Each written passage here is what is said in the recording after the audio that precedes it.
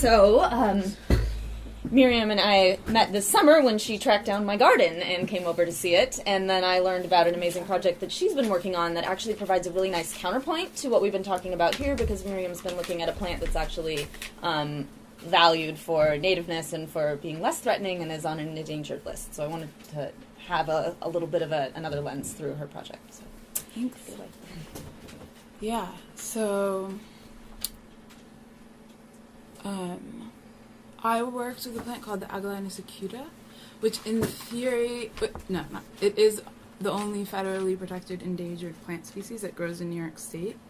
But as I began to learn more about it, it's actually so much more complicated than that, which is beautiful. So I have a lot of slides. The story is long. Basically, I fell in love with this little plant, and I'm going to try to tell you as much of the story as I can really quickly tonight. So how did I get to it? I was asked to work on a project about culture in New York City. I'm really interested in how culture and ecology affect each other, like things like nature, culture, power, ecology, technology, culture. Those are where my work lies. So I found this plant, and where did this plant used to grow? Well, one of the places some people presume it grew is in Harlem. So the Harlem Plains were a grassland that existed when the Europeans came to New York. That was mostly maintained by Native Americans starting fires. It was their way of managing the landscape for a whole host of different reasons. And one of the effects of having a grassland in the Northeast, which doesn't, in the Northeast it rains so much it doesn't really maintain grasslands itself that easily, was that this plant is presumed to have grown there. Some people presume. The story gets more complicated. So I set out to find this plant. The only place I could find it in New York City is in the Bronx, in an herbarium, which is, I'd never had visited an herbarium before. It's like time travel, so I suggest everybody goes. This is a plant from 1926 that somebody picked and stuck to a page, and you can actually find plants from like 300 years ago. Little bits are falling off into your hand. It literally is time travel. So this is the Agellanus acuta. It is a tiny little pink flower. I'll show you how small it is a little bit later on for scale. It blooms only one day a year. In fact, not even a whole day. It blooms in the dawn. It falls off by noon, 1, 2, depending on how hot it is. This happens one day a year. It's very hard to grow. Nobody knows what its ecological effects are other than being part of biodiversity. We are moving heaven and earth to try to save it, so including like fire, managing fires, trying to manage for invasive species. That story gets more complicated later on, I'll let you know. Like people on their hands and knees, including me, clipping, cutting, mowing, in pesticides, as funny as it sounds, but introducing pesticides in order to clear ground for this flower, because it really doesn't like any competition. It needs like really sandy, beachy. It grows in grasslands kind of near the ocean. So grasslands, they don't exist in New York anymore, or not very much, so that's why the plant is endangered. This is what one grassland looks like now. This is actually in Maryland, the southernmost point where this flower grows. An anomaly, complicated, I'll get to that later, but this is what it looks like. This is managed by humans, and very much so. You can see there's not a lot of trees, right? So we cut the shrubs to make sure that they don't grow, that forest doesn't start. We try to keep everything grasslandy for our pink little flower to bloom one day a year. So it grows, it mostly, other than Maryland, grows near beachy towns. So what happens near the beach now, it looks like this. So this is in Long Island, and one of the actually most populated places where the Agellanus grows. Other reasons that she's not doing so well. I call her a she, I don't know, it's a she to me, but anyways, is farming. So when people were still farming on Long Island, they were burning land a lot. There was more open spaces, so that has declined last century. So that's another reason, and also in addition to the beautiful beachfront homes and suburban developments, that the Agellanus is not doing so well anymore. Another reason, presumed by some ecologists, is not this one, but actually the heath hen, which is a wild hen that lived in the prairie, and that was thought to scratch up the ground and kind of help the seeds germinate. But the last heath hen died on an airport in Cape Cod, like in the 30s. So unfortunately, So now, as one ecologist or a land manager told me, now it's only the biologists scratching around with their rakes. There's no more hands. So what are we doing? Well, it's complicated. So in one place in Long Island, they've shipped in goats. You can hire goats through Green Goat Man to come try to eat the invaders because it's gotten so bad and they don't know what to do. And people, like the 4 senior citizens that volunteer to come clip invasive species are not really working for these certain places. So they've hired goats in an effort to try to control for these things. But the story is really so much more complicated than that. So in 2008, so the plant was put on the endangered list in 1988. And then in 2008, a woman came along, Dr. Maylee Neal, and started doing genetic testing with this plant. And she had a couple of hypotheses, but basically what she found is that the Agellanus acuta is genetically identical to the Agellanus decemloba. So what does that mean? The Agellanus decemloba is also a very rarely occurring plant, but not one that's on the endangered species list. The Agellanus decemloba also grows in the South, so like Alabama, North Carolina, South Carolina, Georgia, and obviously because we had glaciers in the north, those plants that grow there are much older. And the Agellanus decemloba was also named first. So according to taxonomic law, the Agellanus acuta, our protected federal deer native plant here in the Northeast, doesn't actually exist scientifically. However, it's really complicated to put plants on the endangered species list.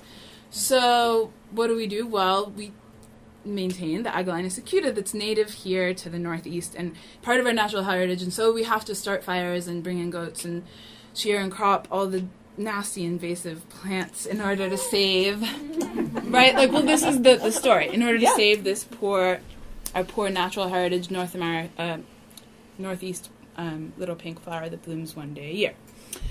So the story gets even more complicated, and this is why artists are important, because it took me 7 months of hanging out with biologists and ecologists and the Fish and Wildlife Service and the Nature Conservancy and all these really great people that are trying to protect this plant, and I admire them for it. But eventually, I got to a man that actually found most of the sites in New York back in the 80s, and he no longer works for the Nature Conservancy. He now owns an antique map store on Cape Cod. And so he had the freedom to tell me that, well, actually, it's really strange. Like, how could this little plant that won't grow anywhere, that needs chickens to scratch the earth in order for the seeds to even germinate, how could this plant go all the way from Alabama and North Carolina, the continuous habitat, to Maryland? Like, so there's nowhere between North Carolina and Maryland that it's ever been found. And then jump from Maryland to the southernmost point where it starts again, which is Long Island. And then it goes a little bit up the east coast of Massachusetts, Connecticut. So how could it have done that? He was like, I really don't. And then now, in 2008, we found out that it's genetically identical to this plant in the South. So he has a theory that actually it came with the railroad. That, in fact, it was hay collected in the South where it was still warm, and it was sent north. And then when it was planted in spring, the seeds would germinate. And here we go. We have our native Northeast natural cultural heritage that we have to burn and weed and bring in goats to protect. Which all just brings us to the point that nature is really complicated. We put a lot of our dreams and kind of hopes and ideas onto nature. And by doing so, we decide what we protect and how we shape things and so forth. All of these actually, but I should say, so I started out with the project to capture scent, and I'll get to that quickly. But I ended up with the 3-channel, 25-minute video installation, all of which are stills that you see here. That's just where the images are coming from. So where did she manage to hold on? Almost every site that they found the Agellanus, not every single site, was found in old cemeteries. Not abandoned cemeteries, but cemeteries where they no longer bury people and where they don't use pesticides to maintain the land, but where some like older gentleman usually goes and mows the grass once a year, which is perfect habitat for our deer Agellanus. So she's really small. I don't know if you see that little pink dot kind of on the bottom to the left. But yes, there. That's right. And this is actually the first time I ever. So I spent like like 6 months working on this project, and then finally it was time for this flower to bloom. So there's only like a 3-week period where it blooms, and each flower blooms one day. Each kind of flower off the plant blooms one day a year. But this is what she looks like. She's actually, interestingly enough, a self-pollinator, which is not a great, meaning she can pollinate herself, or he can pollinate him, whatever. Which is not a great genetic strategy, but it does the trick in a pinch. Really quite tiny. Now, what I had started to set out to do was to capture the scent of an endangered flower, and I hope that she survives, but the prognosis so far is she's not been doing so well. And she blooms only one day a year, and it's so elusive, and so I said, I really have to get the scent. But however, every person I talked to said, well, I've never smelled, I don't think she has a smell. But, that, so I had to get the smell, basically. So I teamed up with the IFF, the Institute for Flavors and Fragrances, and thankfully we determined that the reason that the flower doesn't smell is not in fact because she doesn't have an odor, but because it's so tiny that it's releasing so little amount of chemical odor that it's not really perceptible to humans, which is true because I tried really hard to smell this tiny little flower and all it did was go up my nose.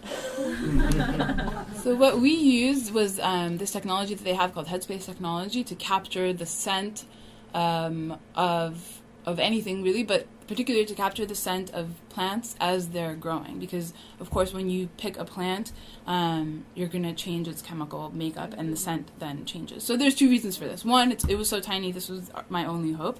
And 2, technically this is an endangered species, so it's illegal to touch it, pick it, pluck it, tamper with the flower in any way, unless it grows on your property, in which case you can mow it down if you want to. But it was not on my property, so here we are, and we're sampling the scent of the Agellanus acuta.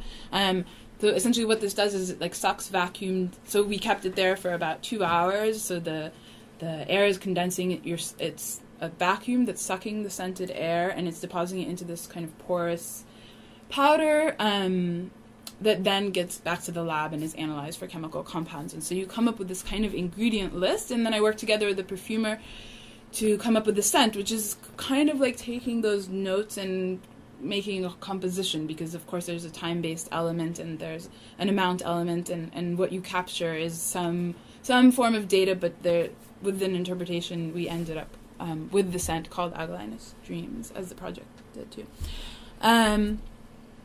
This is one of the better shots of the flower. This is actually on the Andy Warhol Preserve out in Montauk. The bees go crazy for this thing, but it's really interesting. Maylee was telling me that when I first met her, and I didn't understand. And then so you arrive, it's 4 a.m, it's dark, the sun starts to come up, and then around 5:36, right when the flowers are starting to open, just all of these bees descend, and it's pretty crazy to watch them. They look like they're getting drunk, just going from flower to flower to flower. And so I realized that this is really the experience in a way that I wanted to recreate. And of course, they're wonderful pollinators for this plant that will self in a pinch, but this is a much better way to have much better genes. So I created this device that is very much inspired by these bees to kind of deliver the scent of the flower to people that were to experience it. So I created an event, kind of a ritual, how do we deal with loss? So that's something that I'm interested in, and certainly ritual is has an important place, right? So as we look towards all those graphs and all that huge biodiversity loss, so the graphs are really important and kind of a one way of understanding, but I do think that there's some kind of human cultural way of remembering and acknowledging and understanding and dealing with this loss that is also important, and that we don't really currently have a vocabulary or language for. Not that I'm proposing that this is the only way, but this is the way that comes out of my brain. So what happened was within a video installation, every person that came to the event, Agellanus Dreams, was kind of initiated into this ritual of acknowledging, celebrating, remembering, mourning, whatever your way was, this flower. And so the way it worked is the device you wear on your face, it gets populated with the scent. Then we left one note out of the scent. That note, that flavor note, was put into a little tiny cocktail. So what you did was, I realized I should show. So you wear the device, you smell the flower as you drink, and there's this one tiny moment. Because alcohol actually numbs your senses. So you kind of put this on, you smell it, then you start to drink this drink. It has alcohol in it. It numbs your senses. You don't smell anything. And then as you swallow, the flavors get combined in your palate. And like only in that one tiny little moment, you can actually smell the scent of the Agellinus. And then she fades away again, very much as she does in person. And so yeah, and the I guess the only other thing is, so there was like a ritual element. So this is literally, a little bit aestheticized, but what the ecologists told me that they were doing when they were testing what helps the Agellinus grow was they would count out these seeds, 1,000 per packet, in order to create these experimental plots to try different management strategies. And when I was told that people would sit there counting each seed, I said, but come on, this is like some kind of mourning ritual already that you're doing. And of course the ecologists didn't like that because they're not mourning, they're protecting, but to me, it was very much that. So we translated this. This was like part of the performance, this kind of ritual aspect. And then the second ritualistic aspect was like the very much more techy and, what you do after something is not there, right? So like it's about simulation, it's about translation, it's about using human ingenuity, but to capture something that is no longer there anymore.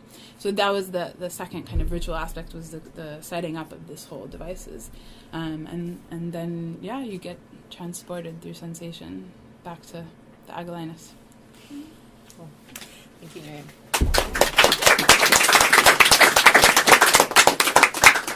All right. I would like to open it up for questions, but I'm going to be greedy and take one question as the moderator and then toss it out to you guys. There are so many questions I could ask, but I think one thing that I always think about when I'm around a combination of artists and scientists is the way that we work together and the ways that we don't work together, and how those translations are most effective and how things are lost along the way. And so I'm curious from any of you who feel like giving some feedback, what you find to be the most kind of successful bridges between the two in terms of either coming from the science side, artist projects that might have illuminated something for you, or ways of thinking that can be introduced into another setting from the arts, and then for the artists, I guess the collaborative aspect of gathering knowledge and how it reaches publics. So, anybody?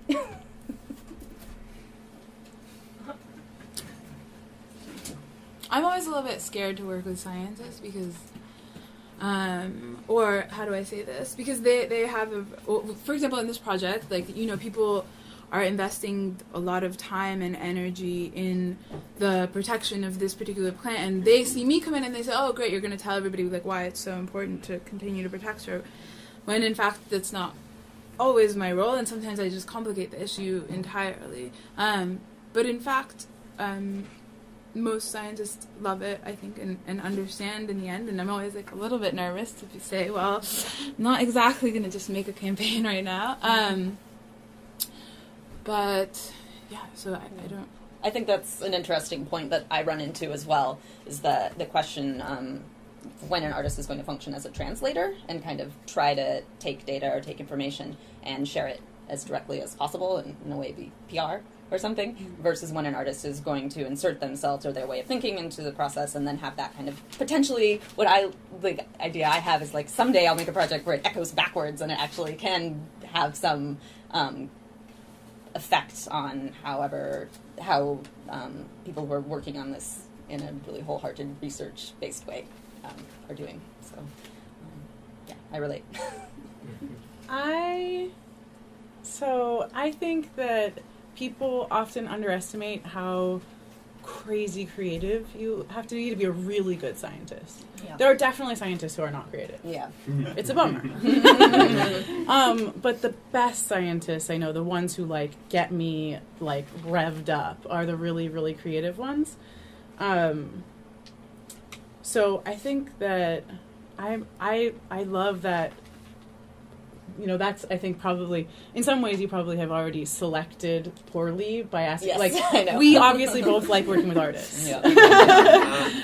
So there's a set of scientists who maybe would have a more interesting answer. And my answer is going to be like, oh, I always love it. Yeah. And it makes me kind of, in a judgmental way, it makes me kind of sad to think that a scientist would work with an artist and you wouldn't do what they wanted you to do, because I think that's bad science, right? I mean, scientists are trying to be critical thinkers, right? Yeah. And if you're bringing a new critical eye to their science and they're seeing it as not what they wanted, I'm bummed about what they're doing. Yeah, and I think that's a hugely important point that I don't want to misconstrue here, is that I wholeheartedly think that there are so many overlaps and that there's some kind of it was hard for me to find someone to work with at City College when I found Amy, not necessarily because I think the scientists didn't want to work with me, but because the institution was set up such that it was difficult. Mm-hmm. It was not arranged to allow for that kind of connection, and it was kind of unheard of. There was no support for it. Nobody wanted me to do that. It had to be on a personal level. Yeah, basically, what I learned really early at City College was just don't tell anybody what you're going to do. Because if you ask anybody, they'll say no. Exactly. So, yeah. Good.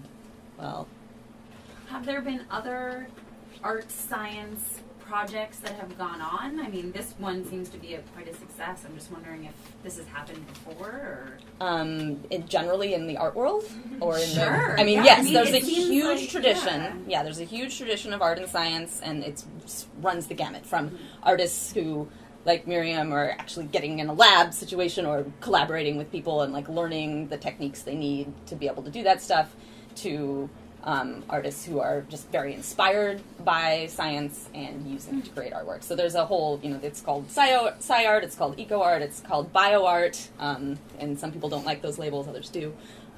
But yeah, there's a tradition, and we're part of it. But I think also coming from a lot of different angles.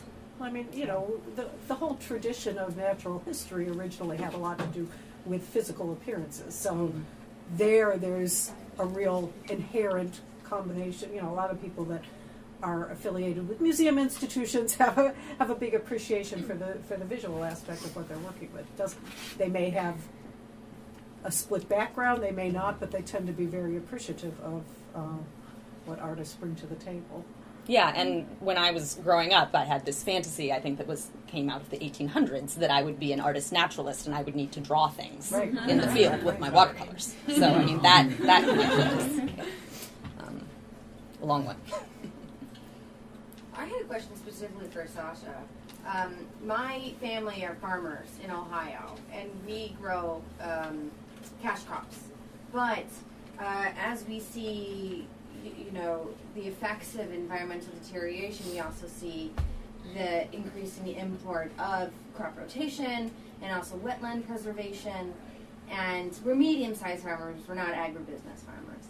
But I'm wondering if you see any progress in talking to those kinds of farmers and pitching biodiversity as an alternative to Roundup ready crops, to over-fertilization, to having this New Year's thing in my face. But yeah, I'm really curious about that. So I don't work with a ton of farmers, but I do work with a few farms. And my impression is farmers are the ones who get it the first, right? Because it's their livelihood. So all the farmers I know are thinking about biodiversity as a solution to their problems, because they're always thinking about solutions to their problems. I mean, right? Everybody's thinking about solutions to their problems. Farmers' problem is growing food, and so they're thinking about it a lot. Yeah. The issue is going to be there's been a lot of investment in technology to solve the monoculture problem. And people are really, my current perception of this is that people are really opposed to the polyculture, high diversity solutions because we don't have the technology to harvest. But we could invest in making the technology to harvest. We just haven't. So I don't know if that's what will happen next. I hope so. I think a lot of people are coming out with that message at this point, that biodiversity is important in farming. And I've seen personally, I guess you guys have all seen it too, with all the farm-to-table restaurants that are springing up everywhere, is that there's become a new culture of smaller, organic, biodiverse farms, at least very much along the Northeast, Seattle, everything like that. So I think individually people are doing different things on their farms. I mean, these big monoculture farms, you have to realize there's just money, government subsidies being poured into that. And so it's hard for them to get out of it because they know that there's going to be a paycheck even though they're not making really anything positive out of it at the end of the day. So there's those two kind of clashing factors happening. But thank God we can have our small organic farms. Let's just buy from them. Thank you, Bushwick. I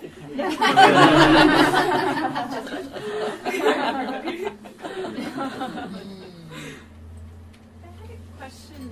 I guess it's more towards Sasha.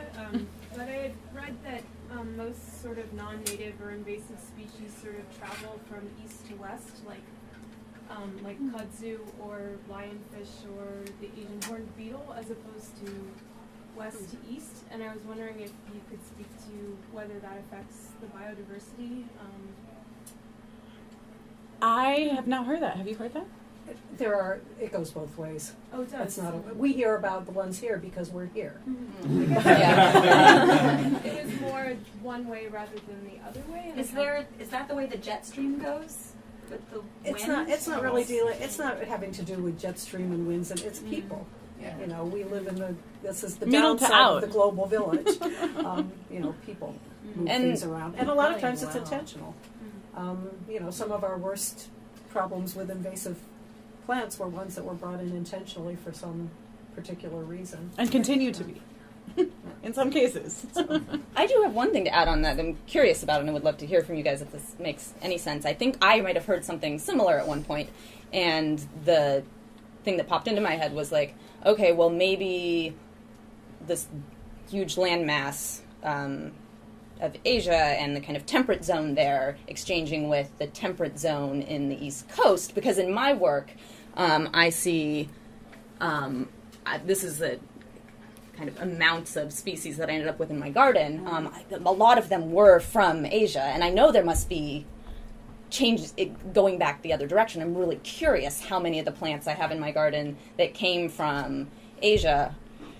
Well, I don't how much we're less flip-flop. climatically really Yes. similar. Yeah. And a lot of plants that we have here, we have plants that their closest relatives are from Asia. Yeah. Yeah. So that's one Yeah. of the things that facilitates this I exchange. don't think is it's like a because- wind is moving until Yeah. they arrive. Yeah, I think it's it's much really just like more- who fits. yeah.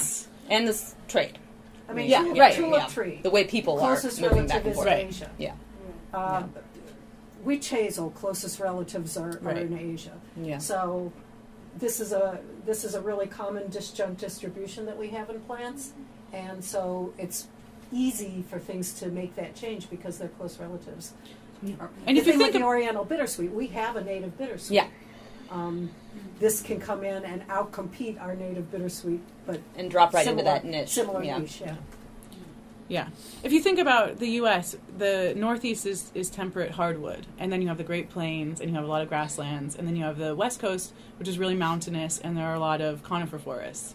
So I think that whether or not the habitat is a good fit for where the species came from is really probably the filter, Yeah. not the East-West filter, necessarily. But it's very funny. I was out on a field trip with a class once when somebody asked exactly the question that you asked, and we just happened to run into this Chinese botanist who was out doing some sort of photosynthesis measurement experiment on some leaves and something. So I asked him, well, what do you guys get from us? And he told me goldenrods. Yeah, I bet. Thank you. Final question? Is there a more rapid pace of evolution in invasive plant species or in plant species in disturbed environments, or is that? I love this question. That's a great question. It's a really, really good It's a really question. good question. I think that scientists like at the cutting edge are like asking themselves that question. But I mean, because these things are opportunists, I don't know if they would be undergoing rapid evolution because they're already so successful in such a broad range of habitats. That's kind of what they're already good at. I'm just guessing. Yeah. The counterpoint, That's just a guess. the counterpoint I would put to that is that when you have all of these species that are remixing, but closely, there is a close relative, right? Mm-hmm. They're both solidago or something. They're in the same genus, so they didn't evolve away from each other that long ago, and they still share a lot of genetic information. All of a sudden, co-occurring for the first time in a really long time, and you have a really rapidly changing climate. This is my pet theory. So don't walk out of here and be like, I heard all the scientists say. Like, no scientists say this but me. I preface things like this. Yes, another ding-bad idea. You have all of these closely related species that have been separate for a really long time, and you have a really rapidly changing climate, and plants hybridize really easily. So that would be the mechanism I would think is happening, is that you have hybridization events that are more common because you have newly co-occurring species that have diverged but are still closely related, and you have a climate that's so variable that the habitat is not necessarily still favorable for the parents. So you have rare hybridization events that might be successful. I think that might happen. Yeah. There's some evidence to suggest that sometimes happens. So one other thing that I wanted to say about the genetics, which is relevant to your flower maybe too, is that, I don't know what markers they used when they came out and said these are genetically identical, but there's a guy, Jason Munchie South, that's doing studies of mice, pocket mice in New York City parks, and different parks have genetically distinct populations of pocket mice. So, this thing about genetic distinction, it really is very much depending upon what kind of marker you're using and the way the technology is changing. Now people are looking at hundreds of markers It's fluid. at the same time. Well, those lines are always kind of drawn by humans, right? Like, where do you distinguish between one? In plants, they're drawn by humans. I mean, because plants have pretty fluid genetics, pretty fluid breeding systems. In animals, they're a little bit more. A little more. Until something mates with something you didn't think it could mate with. But often it's not viable. Often it's not viable. It's almost always not viable. Anything else? I have a question about the beetles on your milkweed. It took, 2 to 3 years for them to find it? 15. Why? Why did it take 15 years? What was happening? You saw the Lower East Side. There wasn't, right?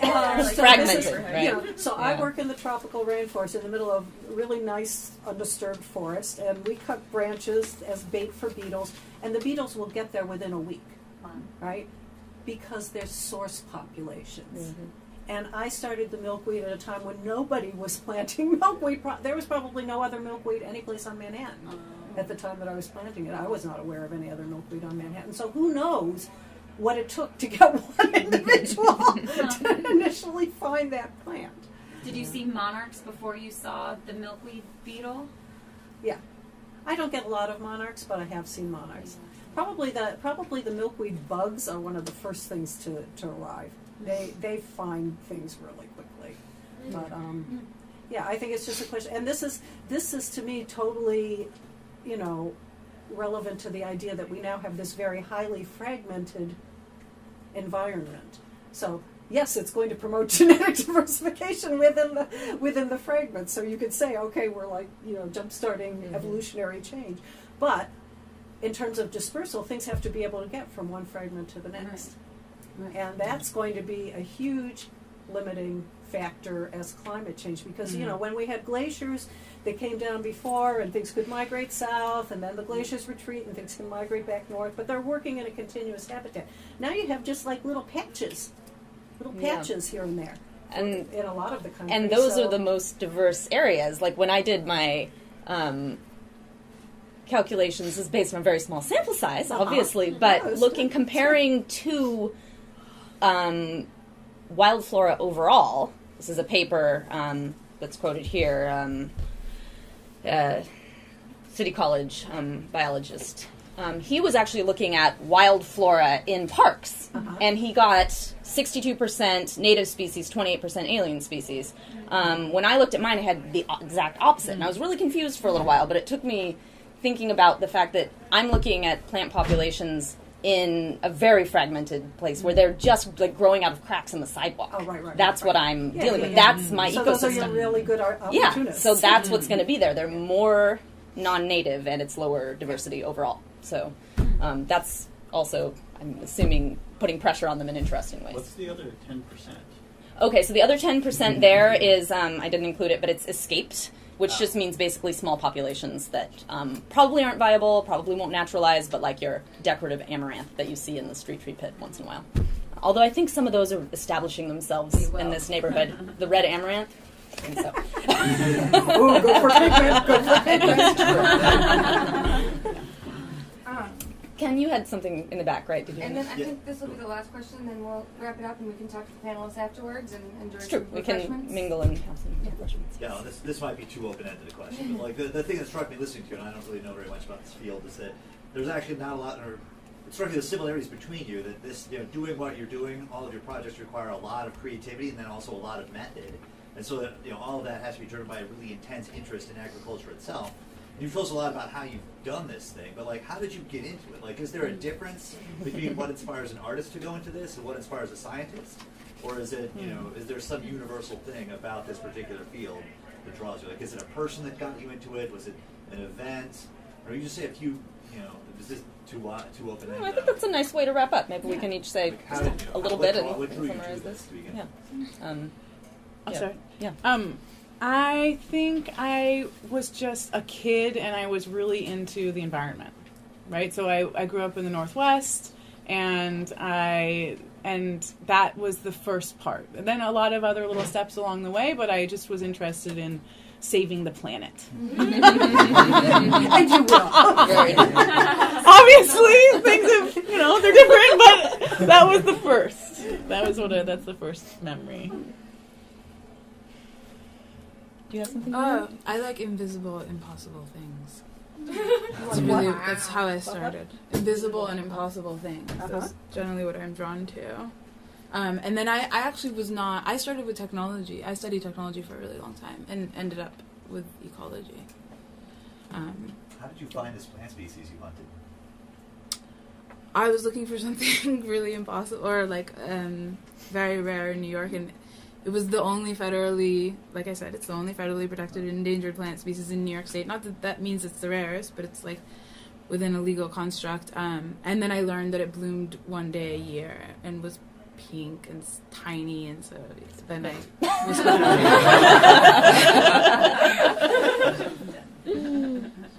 What about you, Anne? It's hard to say exactly where it started, but I might have got the interest in weeds out of just walking through different junk spaces and being very impressed.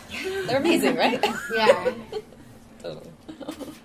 So the short version on changing from art to science for me was having the opportunity to climb a really huge tropical tree and getting up on top and looking out around and seeing the screen that went on as far as I could see. And that was the first time that I really started to think about how dramatically we had modified the surface of the planet. And that's one of the things that led to the transition. Well, thank you, panelists, so much.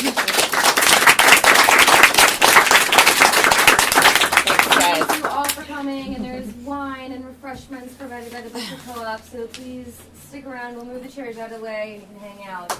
But again, it's lovely to have you all here, and thank you so much. Kelly, you didn't answer the last question. Oh, yeah. I didn't. That's true. Right. I could have been an artist or a scientist, I think, and I've loved everything animal and plant for a long, long time. I was actually painting those watercolor paintings, imagining that this was what I would do in the field when I was 10. So it's been predestined, I guess.